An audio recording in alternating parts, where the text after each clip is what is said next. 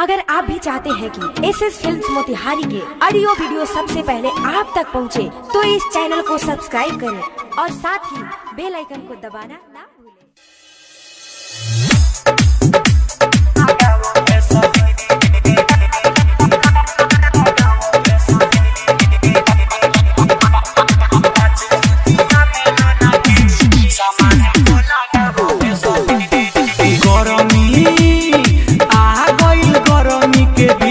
सामान लगावो भैसली, सामान लगावो भैसली,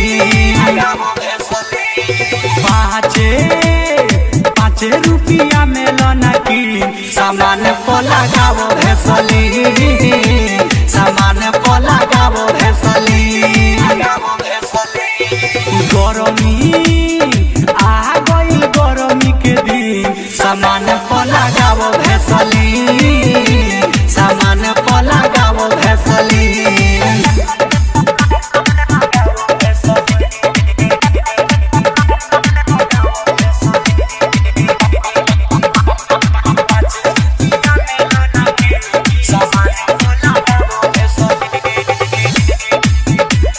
music by Ambe recording studio Delhi.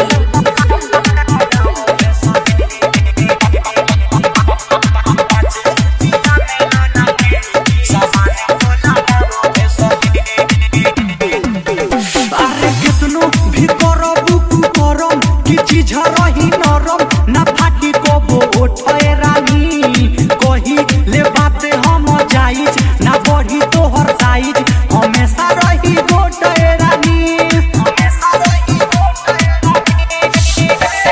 कितनो भी करबू करम की चीज रही नरम ना फाटी कबो ओठे रानी, कही ले बात हम जाइज बढ़ी ना ओकर साइज, हमेशा रही गोटे गोरी रही जवानी फरचिन सामान लगावो भैसली, सामान लगावो भैसली। गरमी आ गइल गरमी के दिन सामान लगावो भैसली, सामान लगावो भैसली।